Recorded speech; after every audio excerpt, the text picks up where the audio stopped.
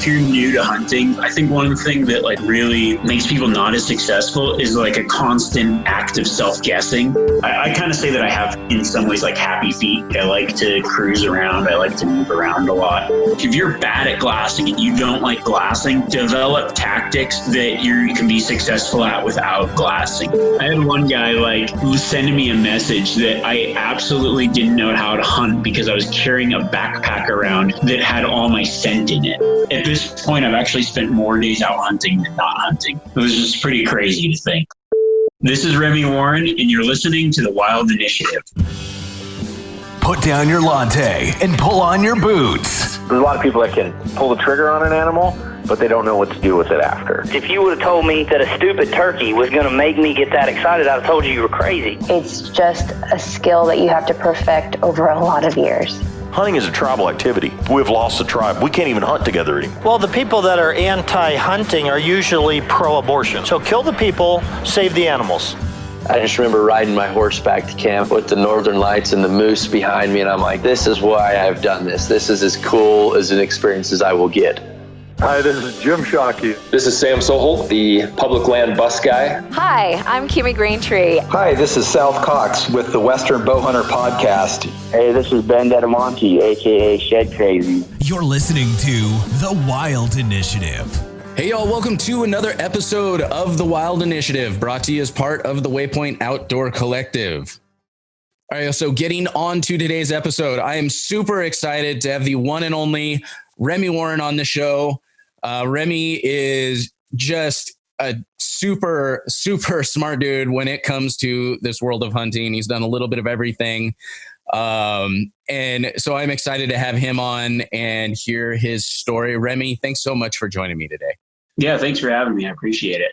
It's good to get a chance to sit down and talk for a little bit. Heck yeah.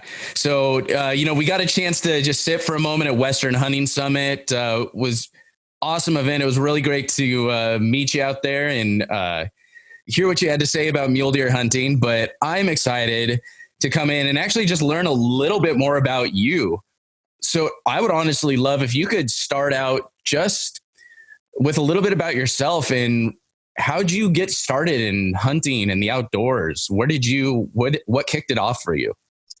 I mean, I kind of like grew up hunting and in the outdoors. My dad hunted, so I would just kind of go out with him. And I mean, I can't even remember a time that I didn't love hunting or didn't want to go hunting. I mean, there's pictures of me just like as a toddler with a toy gun, like following my dad around, while he's hunting sage hen or whatever, getting to carry his birds and other things. It's just something I just grew up with and really fell in love with. And it's just, for me, it's just kind of like part of my life. It's something that I've always like just been super passionate about. And even though my dad got me into hunting, I was the type that I loved it so much. I kind of took it to that next level and then even brought him along with me. He enjoyed hunting, but I don't think he was as passionate about it as I was. And then he saw that passion and then he got more excited. It was something that we could do together. And, I kind of started pushing him to hunt more, which is cool too. And yeah, so I think that's pretty much how I got started, like growing up in it, really. So did you ever, I hear from a lot of the guys that kind of grew up in the hunting, they went through these waves where maybe they went through like college or high school and just completely fell out of it. Did you ever go through any of that, or has it always just been like train never went off the tracks? It was always hunting.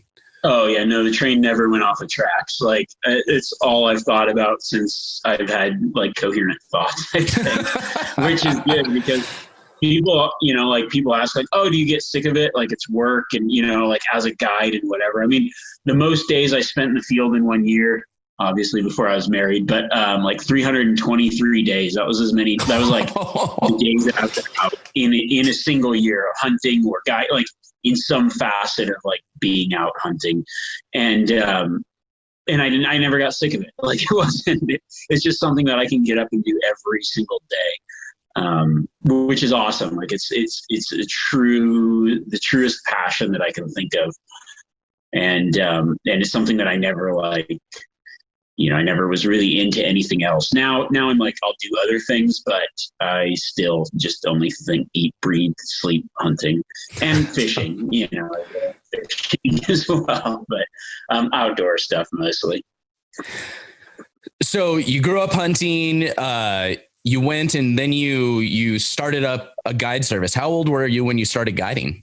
It was shortly after high school. I kind of like after I graduated high school, I just started taking all my college classes in the spring and summer semesters, and that gave me August through, what would it be, like January, off to like essentially hunt, work, whatever.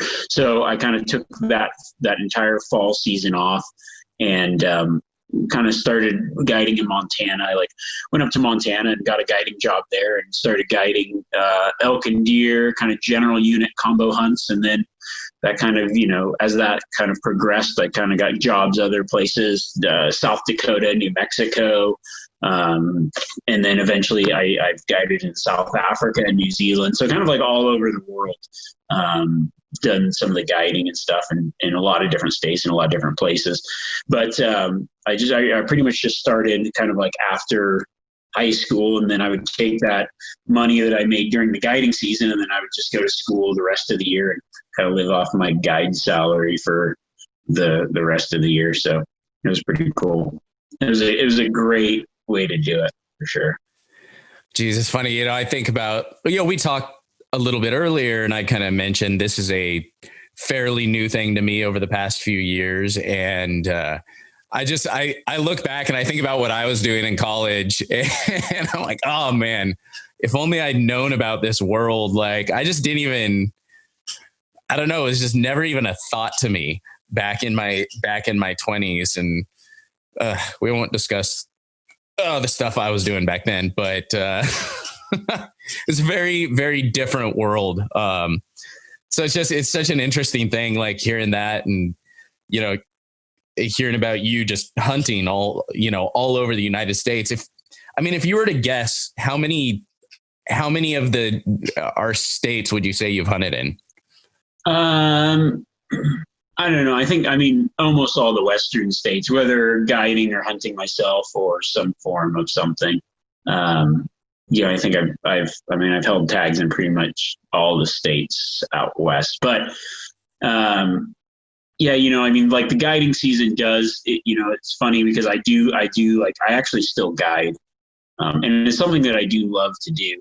And that does it's like, okay, well that season, prevents you from going other places. I guide in Montana during the fall, from like September through November. And so like any hunts outside of that September through November season are either like weekend hunts around there or whatever. So that does slow down the hunting other places outside, like in certain seasons. But for the most part, like my personal hunts, I try to do in that August, find a little bit of time in September, and then there's like a week in October. But I've hunted a lot of the Western states. Now, outside of the Western states, there's like a couple places I've hunted, like Oklahoma or Texas or whatever. But, like most of the like U.S. hunting that I do is Western, big game based. So it's funny, you talk about you're still out there guiding. And I think it's kind of funny because I've talked with a lot of awesome people on this podcast. And I think there's this perception of, for lack of a better term, and you may cringe when I say this, but I think you would be considered a somewhat of a celebrity hunter. Like people know you have a lot of media out there. And I think there's a concept of like, okay, well, that's all you do. You've all you do is you go out and hunt and you don't do anything else. And that's like your whole livelihood. And that is making these awesome films and TV shows and podcasts. But no, you do other things. You go out and guide and you make a living that way. And it's just an interesting thing, I think, where people's mindsets are when they watch you on a TV show or listen to you on a podcast. They're like, oh, this guy, that's all he does is go out and hunt. And that's his entire living for the year. Yeah. I think too, like part of it for me, like I love the aspect of guiding because it's like, it really is kind of like, I think one of the highest forms of just like knowing what you're doing. To be able to take somebody that might not know what they're doing and make them successful in a situation that might be hard to be successful in, and regularly, like it can be very difficult. And so I think that like it's a way that always tests my skills. And it's like, I mean, it was like I worked really hard to get my own outfitting license. Like I worked through college and like built a name and reputation for being a good guide. And then when I think I was 22 years old when I bought, I like started my own business and had to like buy out another outfitter. And, I used the money that I'd saved up over the 5 years of like working or whatever to like help start that business. And it was like, man, my blood, sweat, and tears went into it. I built like a pretty sweet lodge cabin, like that we built ourselves. And so it was like, a lot of my life went into getting to that point. And I don't think is something that I really ever give up.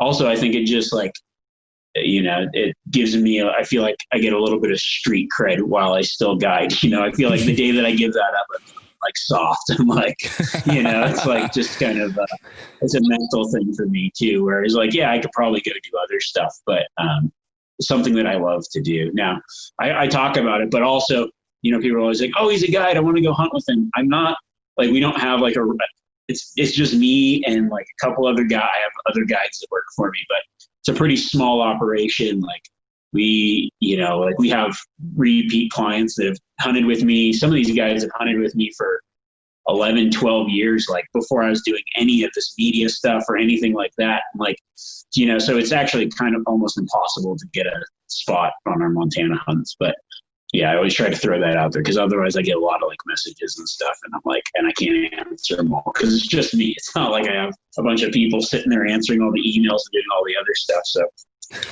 yeah, I always have to put that caveat out there that yeah, I do guide, but the odds of me guiding you are very, very small, only because there's a limited amount of spots, and those limited amount of spots are normally already full. So, well, and I think some people probably also are reaching out like with this, I don't know, this kind of expectation I can imagine where it's going to be a TV show if they go, like, it'll be just like a TV show if they go out with you, and it's going to be like you and them on top of the mountain. And like, it's going to be this, I don't know, very dramatic sort of a thing. And there's going to be cameras or something. Yeah. I don't know. I feel like somewhere the people that are reaching out in the back of their head, they're getting that like glorious grand expectation. And it's like, so probably just going to be like any guided trip. Like any guided trip, but way better. yes, because not to say that your outfit is just like any other guided outfit. But yeah, so I did have some people reach out, and we did just come off this Western Hunting Summit, Mule Deer Summit, and I personally am I've got 2 big hunts planned this year. I'm going down for Arizona elk, and I also am going to go do some over-the-counter mule deer. And muley, I've always been really, really passionate about elk, but mule deer has always had a special place in my heart because it's the first tag I ever filled. And so I get really, really excited for these over-the-counter public land hunts. And I did have, I've got a few questions, and I did have a few folks reach out with a few of their questions about mule deer. So if maybe we could go through a few of these and see where it ends up taking us. One of the big things I had somebody ask me is, and I know you spend most of your time kind of on the Western states, mountain hunts, but I had somebody reach out, and all the advice they end up getting tends to be on mountain mule deer, like high country mule deer. They were asking, how do you see tips and tactics differ when it comes to mule deer in more like the plains or sandhill locations, or maybe desert locations versus kind of the cooler alpine locations? Yeah, I mean, the tactics are actually very, very similar. Like it really depends. The type of topography that you have. Like if you don't have a lot of topography where you can glass like from a distance, then your tactics are going to be more like, I would just call it like roving, where you're moving into places that you can like coulee to coulee, canyon to canyon, and glassing and looking for those things that those deer might be like concentrating around at a certain time. So, like also one thing that you kind of have to think about with anything you're hunting is like you need to find the thing that's rare that they need. So if you're out in like the sand hills, well, deer are going to need shade to bed, and there's not a lot of trees and some of that more open plain stuff. So you're going to have to find those spots where they can get shade in bed. And that's really going to limit the amount of plate. Like there's a lot that starts to narrow down the land those deer are going to be. So, it's like, okay, well, only a certain side of the hill is going to get shade in the middle of the day. Maybe there's some juniper trees or cedars in this certain canyon, they're going to need that shade. Maybe they're just bedding underneath a ledge or something like that. So pinpointing where those shade areas are going to be, and you've got a really hot spot for where they're going to go after they feed and where they're going to bed at. The same thing in like desert, if you're in a real desert arid area, maybe it's flat and you can't really glass a lot, tall sage, you might not be able to see a lot of the deer, but you go, well, what's missing? What do they need? Maybe there's not a lot of water there. So you can go find a tank or something that's going to concentrate the deer. And that's really going to just focus your attention on something that's vital to the deer, but maybe a more rare resource or something that you can easily pinpoint. And that's how you just pinpoint those deer. So the same applies, and actually makes it easier. I think it's easier than like hunting some more big mountain stuff where, maybe the entire area has everything that they need. So how do you decipher where they're going to be there is a little bit more difficult than some of these areas where, you've got a lot of feed, but you've got like limited shade. So you can kind of focus in on particular spots. And I think that really helps when I go to areas that are a little bit different. It's funny you bring that up, because I actually experienced that a lot over this past year, because I always buy that, I mentioned I'm doing it this year. I always buy that over the counter archery tag for Arizona for deer, because I'm always putting in for Arizona. I already have the license, might as well buy fairly inexpensive tag that's great for a long period of time. And so I go down there, and that's kind of where I got my hands-on learning experience for hunting mule deer. I've listened to more podcasts than probably just about anyone. I've watched countless YouTube videos. I'm a researcher, so I've done it. But hands-on experience, it has been down in Arizona. So I learned that kind of technique where it's, okay, you, like you said, you got to find what is missing. And so you get in, you find the water, you find the shade, whatever that may be, and you can really pinpoint glassing areas. And then this last year I was in Montana, and all of that was hugely abundant. And I just felt so overwhelmed. I was like, I don't even know where to start. It's like there's so many places they can be, like, so you pick up, how would those tactics, like now I'm coming at it from the opposite direction. I'm used to being able to like look for those little locations to glass up something. How would those tactics differ then in maybe like a place like Montana or Idaho, where you're looking at a hillside and you're like, okay, well, yeah, there's pretty prolific opportunity for these mule deer here. Do you just grid it out at that point? Like, where do your techniques fall then? Yeah, I mean, that's just more of like, you got to get boots on the ground and really just start looking for the animals. I mean, I kind of like when I start looking, I look for like certain places first, because there's places that you will go that look great. I mean, I can think of like a couple off the top of my head that I'm like, okay, it's this amazing, like big burn, everything animals need, and you'll never see anything there. Maybe occasionally. And it's not that I still don't look all the time just to prove like it just looks so good, and yet you never see anything there. And on this one other hillside, you always see deer. So, it's like 99% of the good deer country is going to hold 0 deer. it's all just going to be, or I'd say 90%, all the deer, 100% of the deer are living in 10% of the terrain. And maybe there's not a lot of significant difference, but there is something different about it. So what you do is you kind of like figure out, okay, once you start finding deer, where was it? Like make mental notes and then find things that are very similar in other places. And that includes like, look at a topo map and like where those deer hang out. What's the topography look like? What direction is that hill facing? Like there's something about it that they like. And maybe it's just for that certain time of year or whatever, but then you go replicate that other places. And I've had a lot of luck doing that, even just using like a topo map. Like maybe I'll be hunting in a spot in Nevada and I like find a bunch of deer in this pocket. I look at the topo map and then I go and find maybe even in a different unit or a different state, I can use that kind of like basic topography to kind of start my search. So I just kind of like have this catalog of like experience and where I'm seeing things and what it looks like, and then find those places, other places. And over time, you get really good at doing that.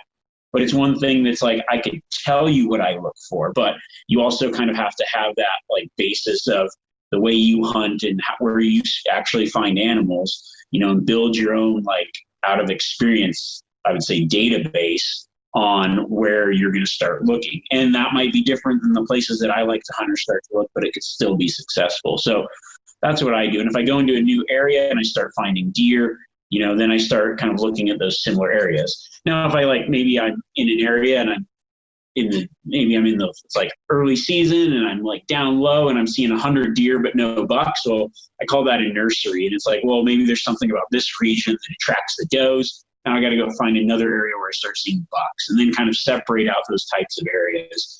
But it really just helps you build and focus on where to go, because it can just be this huge swath of land. But the nice thing about that is, maybe in that you find a spot that somebody else isn't going to find. And it's really weird what you might kind of discover doing that. Like a few years back, there's this one place that I was like September, Montana, big mountain, and you go, okay, like look everywhere, and there's places I never see deer, and then there's this one canyon where I always see deer in September. And so I just started, I actually had a hunter with me, and I'm like, okay, there's going to be deer in this canyon. And they're like, what? Yeah. And we sit down, look, and there's 20 bucks in there. And you're like, okay, that's crazy. But I start watching those bucks, and they start like that time of year, they were just like feeding on this elderberry bush.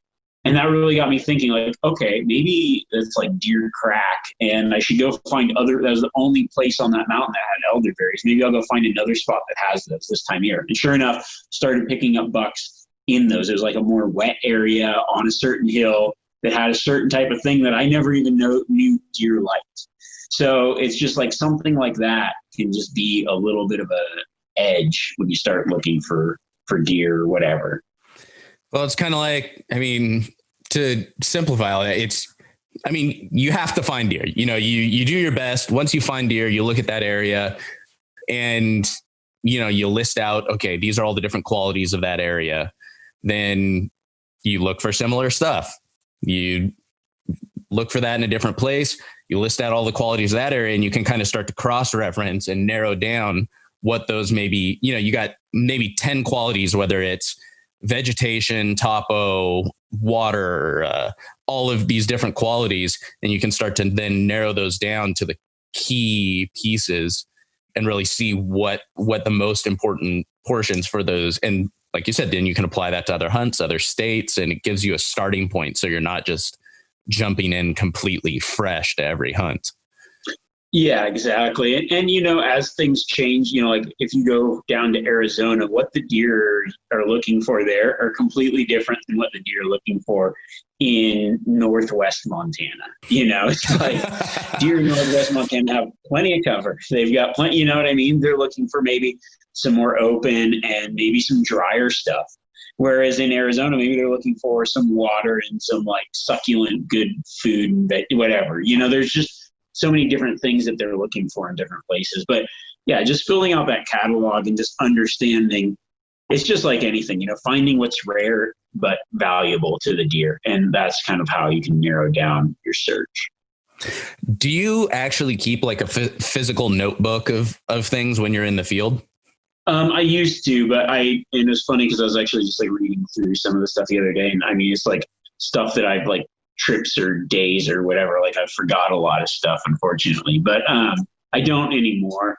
I mean, now like it's like I have so much of that data over the years. I mean, you know, I've spent literally thousands of days in the field hunting. I mean, at this point, I've actually spent more days out hunting than not hunting, it was just pretty crazy to think. Like I've spent the majority of my life now at this point outside chasing animals. And I mean, I'm not saying that's like brag or like whatever, but it just gives you an idea of like, that's how committed I am to this. You know, I mean, I found ways to guide in other countries and hunt other places kind of year round. And so, you know, like that's given me an edge on just understanding and building up like kind of that database of some of it too. You kind of just like, I mean, as long as you're like actively hunting and thinking about things, you kind of like start to get a feeling of what feels good. And that just kind of comes with experience as well as, you know, maybe you don't even have any experience. Maybe it's just, you know, you've got a good feeling about this canyon. There's probably a reason you do. So I do follow that a lot as well. Like I just kind of let my instincts guide me in some ways.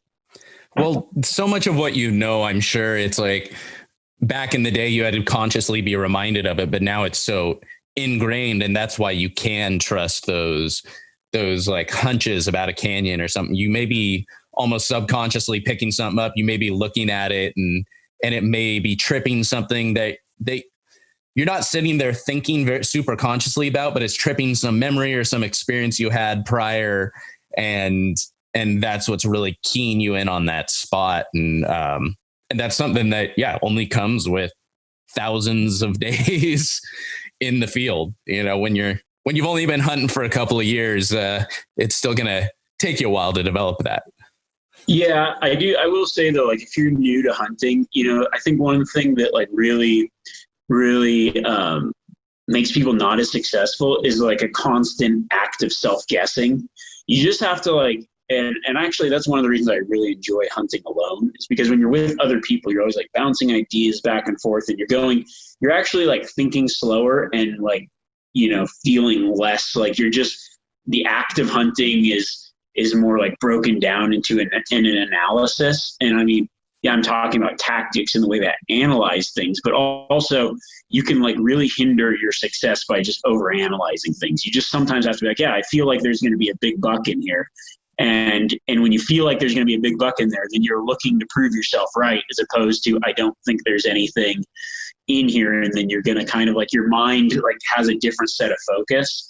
And I see that happen a lot with people that are new. Like they feel like they don't know what they're doing. So they kind of like keep bouncing around. They don't look as hard as they might here because they think that they should be over there. And it's like this constant like thinking and moving and changing and doing different, which is okay. But, you know, sometimes it's good to just stay focused on something and you end up being successful that way. Like your mind is focused more on the positive portion of what might happen, and then you kind of like make it happen in some instances, I guess.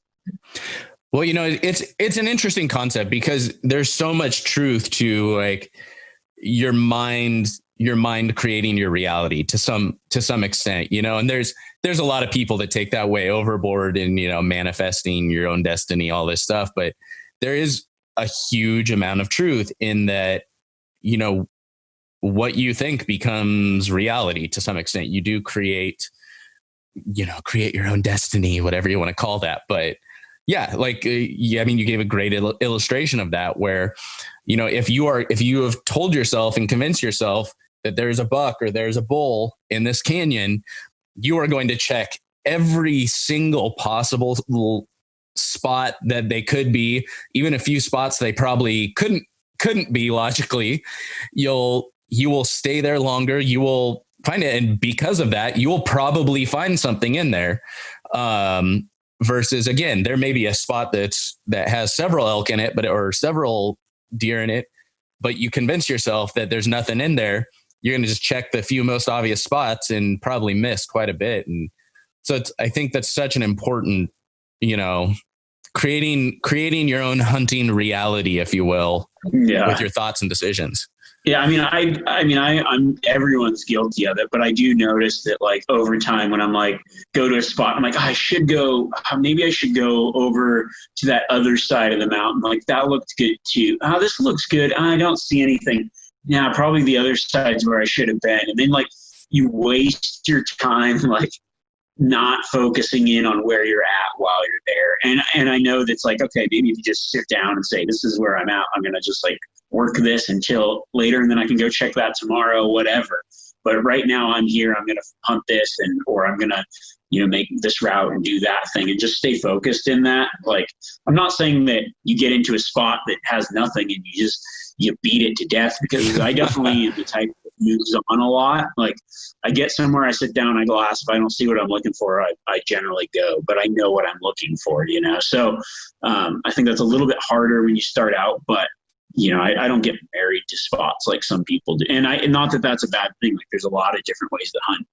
I think one thing you got to do is you got to find out how you like to hunt and then like build that skill set, because everybody likes to hunt different ways. Everybody does things a little bit different. And, if you find success a way that you enjoy, then continue to hunt that way. That might not be the same way as someone else. Like I'm that way with elk hunting, especially archery elk hunting. Like I like to call elk. That's one of the reasons I love guiding elk hunting is I'd rather almost be the caller than the shooter in most instances. I like that interaction of like tricking elk. So when someone hunts with me, that's the way we hunt. It's like I'm going to find elk that we can call in. I'm not like spending a lot of time putting elk to bed to stalk them. Like I just don't even care about those elk. Like me, and on a lot of hunts for me, like I don't even know if I was just like walking into a spot and a big 6-point bull stood up, I probably wouldn't shoot it. I was like, I didn't call that elk in. I don't want to shoot it. Like, that's just not the way I know that sounds weird, but that's in an extreme way of like, there's certain ways that I like to hunt elk during the rut, and I'm going to hunt them that way because it's fun for me. But I have friends that never call. They only stalk because they're successful, and that's the way that they want to hunt them. And that's cool too. Like, everybody's got their own little ways that they want to do it. Not that I don't understand those techniques or haven't used those techniques or whatever, but now I enjoy the calling aspect so much that I choose to hunt that way, especially when I've got someone else with me. I'm like, okay, we're just going to call and we're going to find bulls that want to call back and we're going to call a bull in. And if you do that technique, you're going to get one that way. If we would have stalked all week, we would have got one that way too. But you just kind of find what works for you and what you enjoy. No, I definitely get that. And there's something that's exciting about the calling, and it's just like you said, it's like that chessing, you're tricking the elk, and there's something cool about that. But I will fully admit, and I think I've mentioned this on the podcast before, I'm still working on that first elk. And so if I was jet boiling my coffee in the morning and an elk just happened to like creep its way out in the forest 60 yards from me and my bow was within reach, I would hammer the hell out of that thing. I'm like, I don't care. Yeah, for sure. Like, I'm just on an extreme side. There's, there's ways that, like, some people don't like glassing. Like, if you're bad at glassing and you don't like glassing, develop tactics that you can be successful at without glassing. It's like there's, hunt areas that you could, because there's guys that are going to be glassing and they're going to be very successful doing it. And that's how I like to hunt. I like to glass and spot the animal and move in. But there's guys that don't like to do that. So the guys that don't like to do that, focus on putting blinds on water. Like there's a lot of tactics you can use, and like honestly play to your strengths in some ways. Like if there's a certain type of tactic that you like to do, build that skill. I've got friends that, like in New Zealand, that are really good. I would say they're like really good still hunters. And that's something that I've, over the years gotten a lot better at and been very successful with. But there's an art to it, like hunting the areas that you can't glass, the areas where you like sneak up on the animal and they're in range, and understanding where you find those animals in a sea of timber. And like, there's some cool, like it's actually a really cool way to hunt too. Like there's a lot of different ways you can hunt. And what I think too is just build out once you've built out all those tactics, then you're going to be the most successful hunter you can be. When you understand different ambush tactics, like the ability to pick a blind and sit at water and have that patience, and then the ability to go hunt thick timber and the ability to go do a lot of glassing. And then once you've hit that, then you're really going to be successful because you have every tactic available and you know how to employ them like with precision, and you're really going to be successful in kind of any scenario. And I think that comes with a lot of experience, but it also comes with kind of, trying a lot of different stuff as well.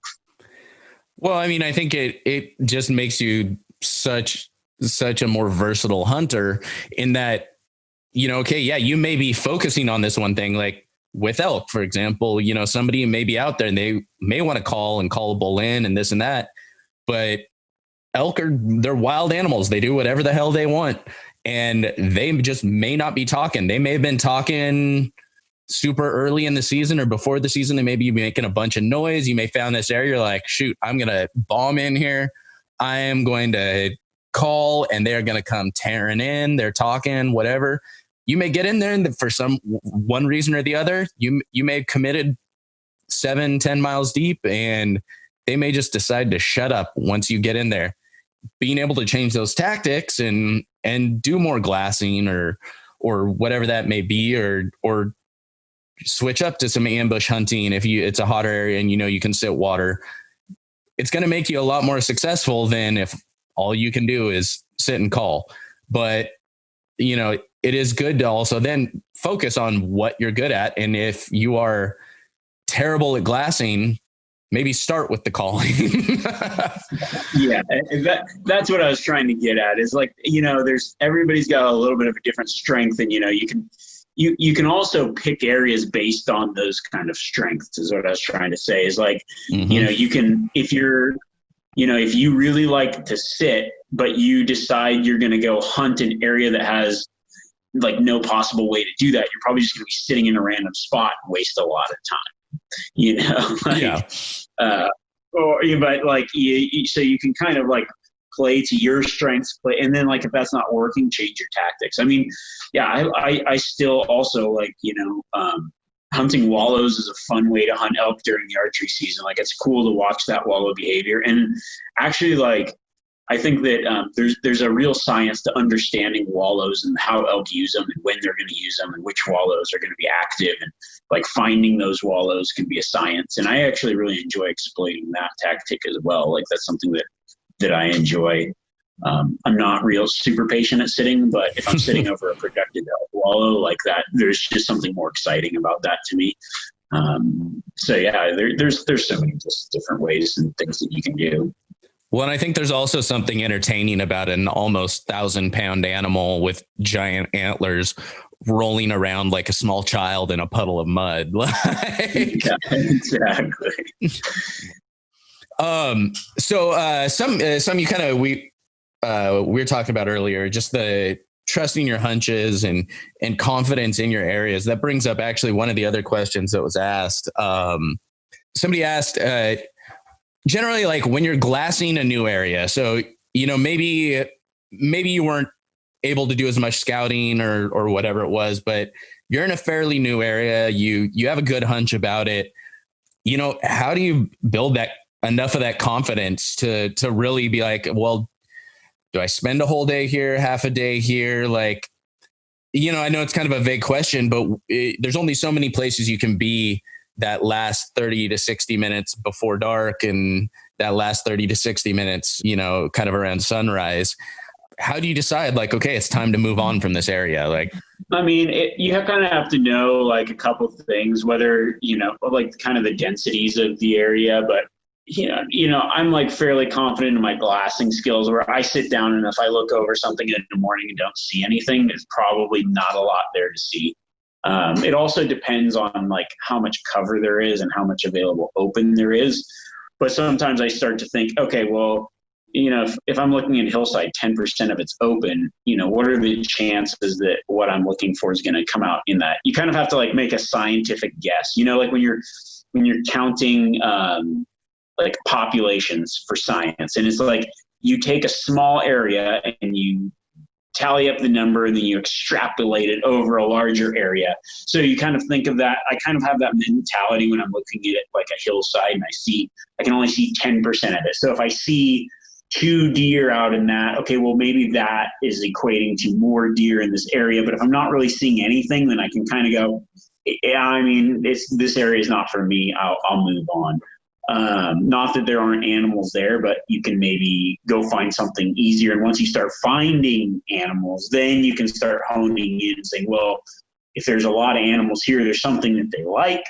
Maybe I can find other spots like this. I kind of say that I have, in some ways, like happy feet. Like I like to cruise around. I like to move around a lot. I put in a lot of miles. Not that I don't when I'm glass hard or, whatever, but, I don't burn a lot of time like in an area that doesn't seem very productive either. So I don't know. It's just, that's one thing. Like I know people that'll go into a spot, they'll hunt that the whole season, and that's cool too. Like they're probably really successful doing that. Just don't I've got like this don't assume philosophy where I don't assume that there's nothing there and I don't assume that there is anything there. You kind of have to do both at the same time. Sounds weird, but it's like you have to think that there is something there. So when you're looking with the intent that you're going to see something. And you also have to assume that maybe you've looked as good as you can and there isn't anything to see. So move on. And if you do both those things, you'll probably be all right. Be open to both possibilities, but don't fully commit to either one, and or fully commit to both possibilities. It's an oxymoron. There you go. But yeah, I mean, I think it comes down to trusting, developing those glassing skills and trusting them enough to be like, okay, well, I went over this area, going over it 6 more times. Yeah, okay, there's a chance something may wander in a few hours, and I could, if I continue staring at this spot. But I guess it means having confidence in your skills and making that decision. If I went over an area, I went over it. And that's the hard part too. Like when you're getting started, or even like people that have been doing it a while, but maybe don't have those the skills for where they're looking and understanding like what they're looking for and where they're looking. Because like one thing that I do enjoy about the guiding is I get to like hunt with a lot of people and see like how they hunt. And I would say like, when I say guiding, it doesn't mean that like the people I'm taking out have no experience. A lot of them have been hunting their whole life, but it's like elk hunting can be very difficult. If anybody that's tried it, like it can be hard to get good at elk hunting. And we'll sit down on a place that I glass and I've hunted a lot or whatever. And I'll be like, how many, over the years, I don't think that rarely anyone will ever spot something before me unless it's like really close. And, I don't really, was like glassing somewhere else and didn't see it. But, something that just like stands out if it's standing in the middle of the road, I probably won't see it first because I'm always looking off in the distance. But, there's a lot of people that I've hunted with or whatever. And like from where I'm glassing, they won't see anything, but I'll end up picking out 300 elk. So it's like, okay, if they were here by themselves, they would think that there was nothing there when in fact there is. I honestly think like if you can find somebody that knows what they're doing and can go with them and just see like that kind of like proof it where you go out with somebody that maybe has more experience. I know that can be difficult sometimes like to find or whatever, but and you're sitting next to someone and they're spotting a lot of animals and you aren't spotting a lot, then that kind of gives you a better gauge of how much time you should spend and whether there's animals when you're off on your own. It's like a good barometer of, okay, last time I was here or last time I was glassing, this person was spotting stuff. So that kind of is like a self-check of like, yes, I'm seeing everything or no, I'm not. Or those times where you're glassing a hillside and you go, oh, there's nothing here. And then 10 seconds later, you look up and there's 20 cows, like giant cows, like cattle that you didn't see before. It's like self-check. You didn't see everything, dude. Like those are just good ways to gauge on like how observant you are and if you're like actually seeing what might be there. And that was a harsh realization for me. Cause I'd been hunting for a little under a year at that point. And I went out on my first hunt with some other guys and I learned more about glassing my first day sitting with those guys, like looking for pronghorn than I did the entire prior year of watching videos and reading and just doing it on my own, you read all these articles and watch videos and listen to podcasts and whatever, and it's all great content. It's better than starting from zero. But the second you get out there, you think you're doing it right, but you don't know for sure until you sit down with someone else that's been doing it for years, knows exactly what they're looking for, and can point things out to you. And it's a humbling realization very quickly. You're like, and then all of a sudden you start thinking back on all those hunts you've been on where you didn't see a blessed thing. And you're like, yeah, no, there's probably a lot of bushes that held a lot of animals that I completely missed. Yeah, exactly. But that's all part of it. You just got to get out there, get some experience. And once you start finding things, you're doing something right, and then just keep trying to replicate that. And it takes time. Like, I think that's one thing that people have a misconception of is, you can read a lot, you can do these things, and they absolutely help. Like, for me, like, there's a lot of things that I had no clue about, like duck hunting, and I got myself into duck hunting when I was a kid, like by reading and understanding, and then going out and then you use that as a foundation and a basis to build more skill. But it really doesn't come into like fruition until you like put it to use out in the field. And that's where you kind of gain the skill. You can gain the knowledge, but then you gain the skill out in the field. And that's key. Well, and you learn so much from making mistakes. I feel like more than anything else, I think it's when you make a mistake that for a fact is a mistake. I think that's when you learn the best lessons, more so than anything you can learn from reading or being successful. And again, the only way you can make those mistakes is by being in the field. Exactly. You can't make a mistake watching a YouTube video. I mean, I'm sure there's some people out there that could probably make a mistake watching a YouTube video, but generally you cannot make an educational mistake reading a book, listening to a podcast. Oh, trust me, I've encountered lots of people that have made mistakes watching YouTube videos. I had one, like, just the stuff people think they know is absolutely ridiculous. I had one guy like sending me a message that I absolutely didn't know how to hunt because I was carrying a backpack around that had all my scent in it. And I'm like, I was like, dude, you've never hunted the backcountry. I guarantee it. Because you got to carry a backpack. Like, you don't go 20 miles from your truck without a backpack, pal. Like, I'm sorry. Like, that's just not how this game works. Like, good luck. Hope you don't die. Sweet. It's just, there's like stuff that people just do not know. And they are so excited to tell you what they don't know. I mean, I've had maybe one or two people that have come on the podcast that I would look at them. I'd be like, okay, you could go 20 miles deep without a backpack and be just fine for a few days. But yeah, I'm really curious how he thinks that's going to work. Going into the backcountry without any gear whatsoever. Yeah. Or like I don't know. Like, yeah, you didn't even put on any scent lock stuff. There's no wonder you didn't get that buck. It's just like, yeah, dude, I just hiked 9 miles into this spot. Like, I've been out here for 4 days. That's not going to help. Like, I'm going to have to use it. It's a different game, but I think it's funny how people are so willing to tell you like how to do something when they don't have experience doing it. That's the mistake people make on YouTube. Scent control is only going to do so much when you've been wearing the same 2 or 3 pairs of socks for 7 days. Exactly. Yeah. Not that it doesn't work in whatever, but I think that kind of stuff's funny. It's like, yeah, I mean, and yeah, I'm always open to suggestions for better ways to do things, but there's certain things that, you kind of have to do. Like, spraying on scent control when you're at the truck is only going to do so much 6-7 days later.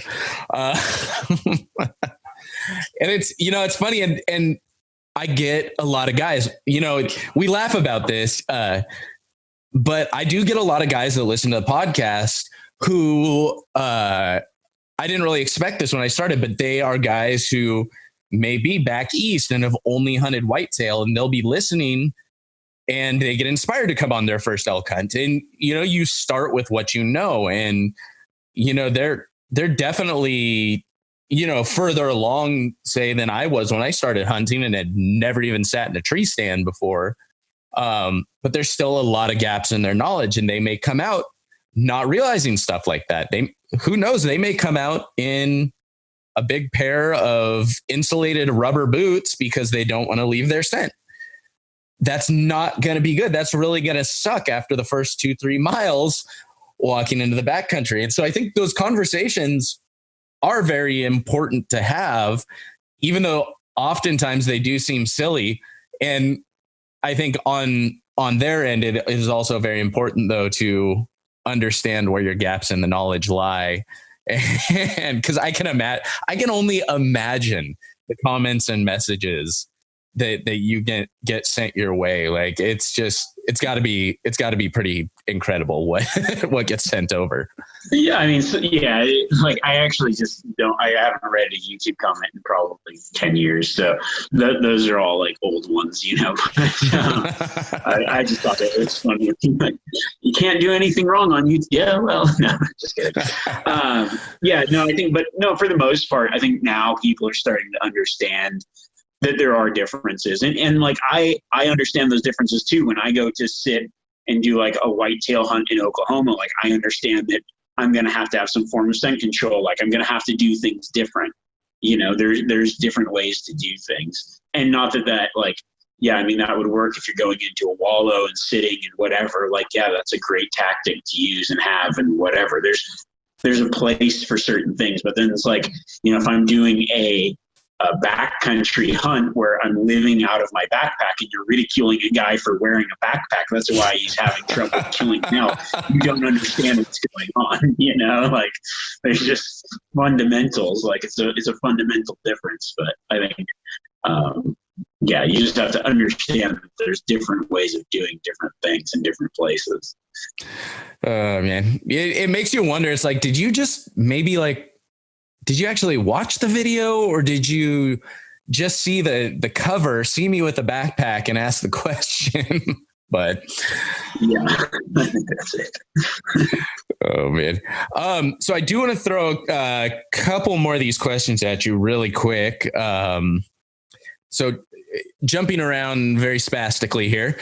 One of the questions that I got in was, what changes do you see in a deer's behavior before and after they shed their velvet? And I'm sure a lot of that is kind of probably tied to the rut some as well. But,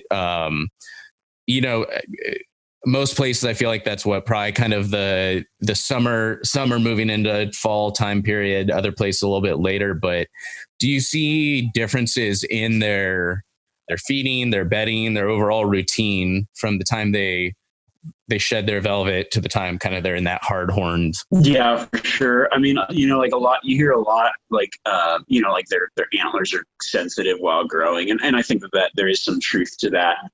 They tend to spend more time out in the open before they shed their velvet. They're going to be like up in those more open areas. Now, if it's a thicker area and there's only open, like above timberline, that's actually where they're going to be. Like, it's pretty easy to kind of pinpoint where a lot of them will be. Or they'll be out feeding in the open more often. As soon as they shed that velvet, a couple of things happen. Like, they kind of recluse back into thicker cover, at least mule deer. Even like whitetails as well will do this. They kind of recluse back into thicker cover. And, it could be a combination of things. One could be not wanting to run their antlers through all this thick stuff, which does make sense. But also, like, there's changes in the type of food sources that they need at that point. The grasses start to die earlier and things start to change around that time too. So, but I noticed that they probably drop about 1,000 feet in elevation for the most part, like, depending on where they're at. It seems to be like a pretty consistent thing, unless they're like unless they still have everything they need right there, but they generally like retreat to more thicker cover. And that's why, like, and then that kind of like progresses even more into that beginning of October. I think the hardest time to hunt mule deer is probably like the first part of October, because before the rut and after they're kind of out in those bachelor groups, they kind of, at that point, then they kind of like separate out. In September, they'll shed their velvet, but they'll keep that bachelor mentality. So it's a little bit easier.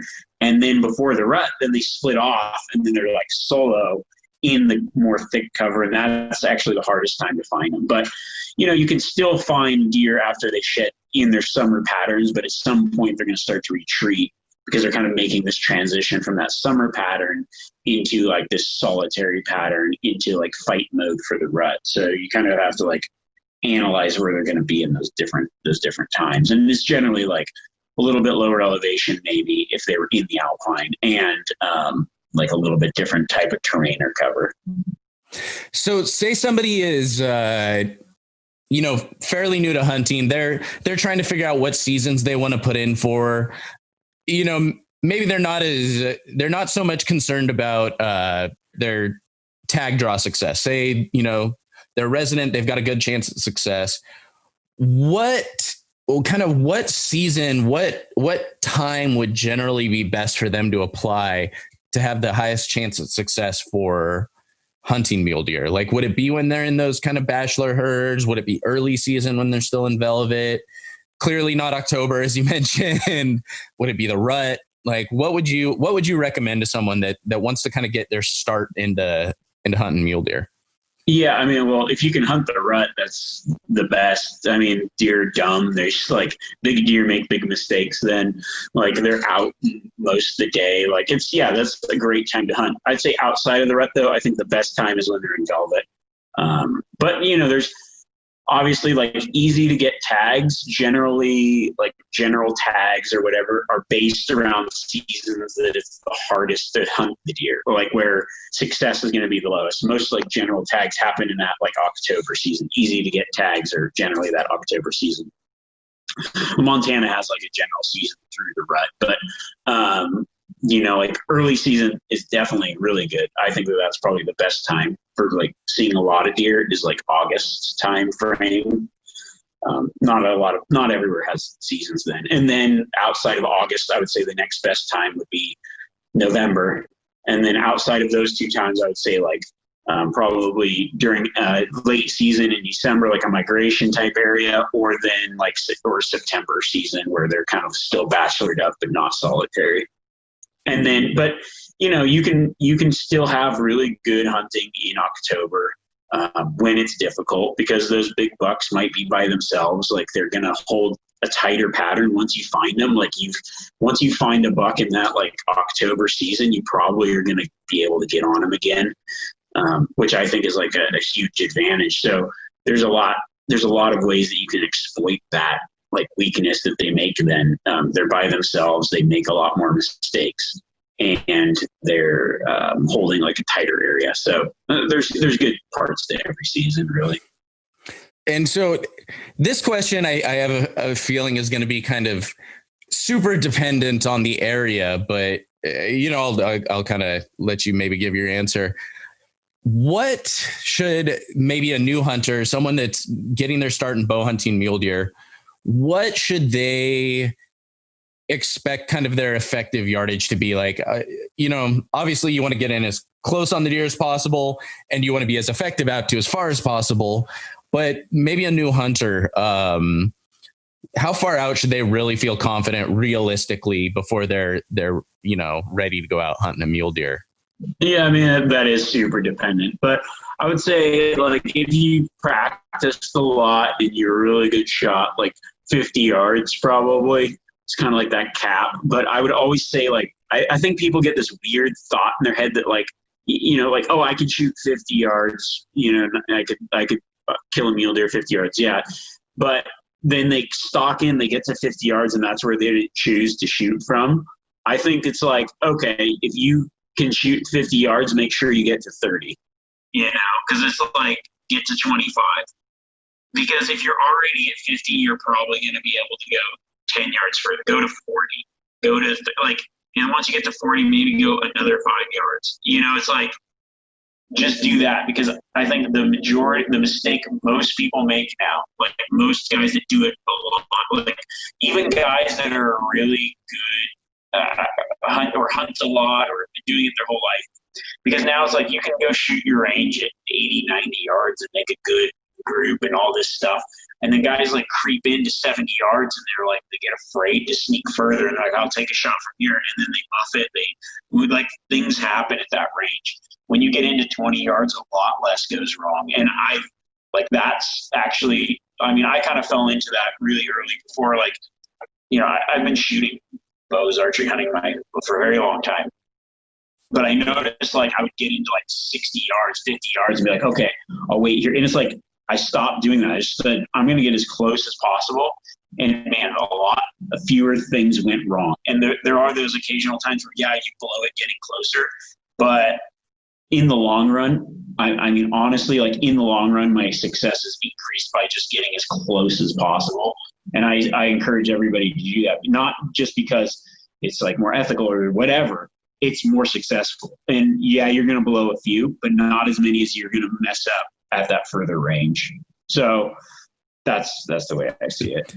So you'd say percentage wise, you're going to blow a lot higher percentages of far shots than you're going to blow stocks, like getting in closer on stocks necessarily. It's what you'd say.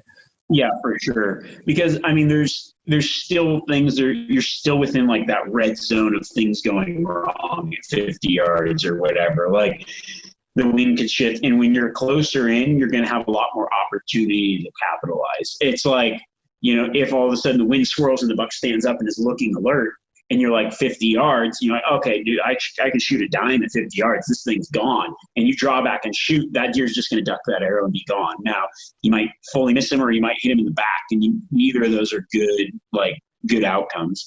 Whereas if you're at 30 yards, you might have an actual chance of killing that deer.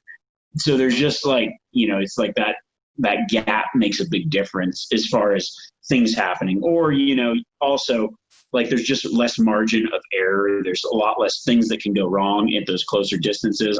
You're just a lot more successful at sealing the deal the closer you get, especially when it comes to the shot. Not that you aren't a good shot, not that you can't make further shots, but just the way the animal reacts, the way that everything, at 20 yards, if a deer jumps the string, you've probably already killed it by the time it finishes jumping the string. At 40 yards, every 10 yards, that chance goes down and down and down, until you get far enough out that it jumps the string, comes back up, and your arrow hits it,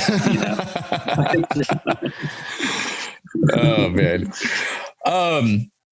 So one thing I always kind of like to wind down with is, say, who knows, say you're just out one day, somebody knows you're a guide, knows you're a hunter, whatever that is. And they come to you and they're like, hey man, I know you're into all this hunting stuff and it's really cool. I've always wanted to try it. He's like, but I don't know, man. Like, I don't have any friends that do it. I grew up in the city.